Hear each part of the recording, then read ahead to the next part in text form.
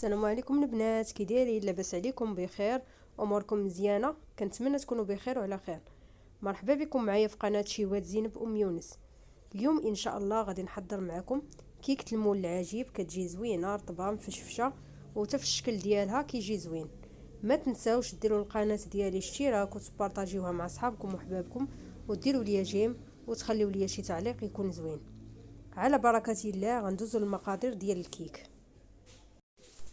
هنا غادي نحتاج في المقادير 2 بيضات كبار بالحراره ديال المطبخ، وغنحتاج ساشي ديال الفاني وقبيصه ديال الملحه، كاس معامر، كاس لاروب ديال السكر سنيده، كاس لاروب ديال الزيت، كاس عامر ديال الحليب يكون شويه دافي، 2 كيسان العنبه ديال الدقيق الابيض، و2 اكياس ديال الخميره الكيماويه.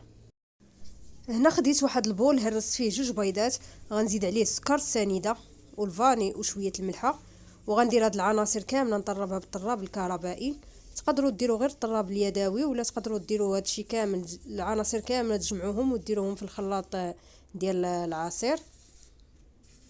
من غادي تطرب ليا الخليط واحد شويه غادي نزيد عليه الزيت، وغنزيد عليه الحليب، وغنكمل في التطراب على هاد الشكل تيتجانسوا ليا العناصر.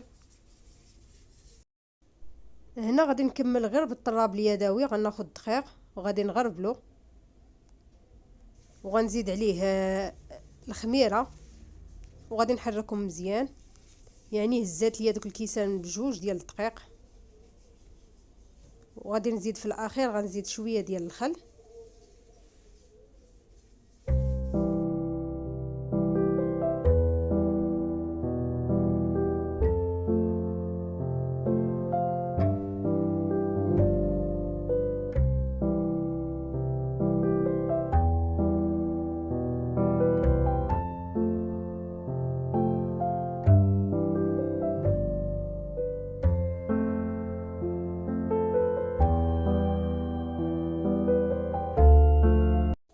من بعد ما خلطت الخليط ولا القوام ديالو على هذا الشكل، غناخذ المول ديال اللي غندير فيه الكيك.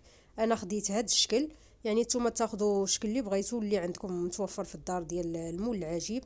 دهنته بشويه ديال الزبده ورشيت فيه الدقيق، وغادي نخوي فيه هذا الخليط. غنهز يديا وغنخويه كامل. من بعد ما كبيتو غنخبط الطاوه شويه باش نفرغ منه الهواء.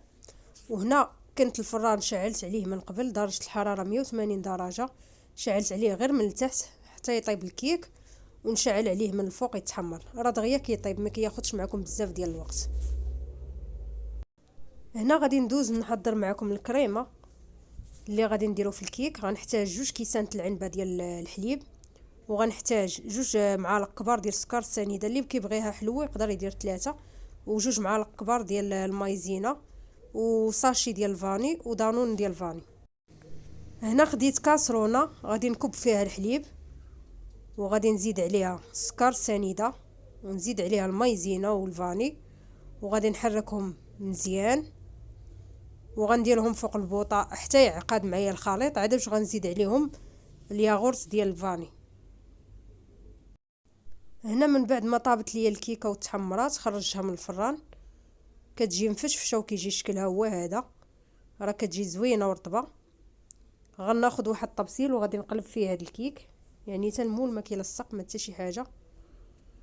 غنقلبها في المول وغنخليها تبرد بين ما وجدت الكريمه اللي غادي نكب فوق منها. يعني هاد الكيكه ما كتحتاج لا تسقيها لا حتى شي حاجه، راه كتجي رطبه ومفشفشه، يعني فهمتي ما تحتاجوش تسقيوها، غير طيب الكريمه وتكبوها عليها من الفوق وتخليوها هكا تبرد. هنا من وجدات ليا الكريمه وطابت غنزيد عليها هذاك الياغورت ديال الفاني وغنحركها مزيان، وغادي نخويها على الكيكه من الفوق، وغادي نزوقها بخطوط ديال خديت دانيت ديال الشوكولا ودانيت ديال الكراميل، درتهم هكا في بلاستيكات بايدين، وغادي نثقبهم وغادي نزوقها غتجي رخاميه من الفوق.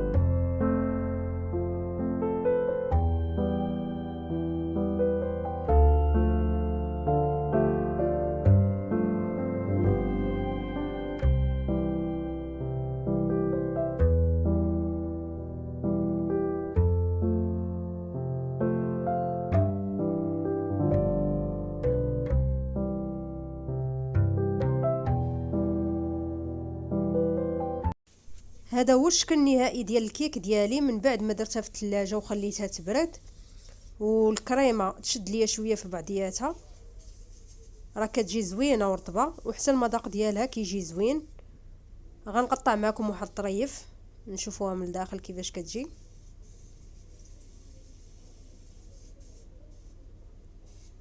كيف قلت لكم راه كيجي الشكل ديالها وحتى المذاق ديالها راه كيجي واعر، وفي نفس الوقت راه ما كتاخذش لكم بزاف ديال المقادير.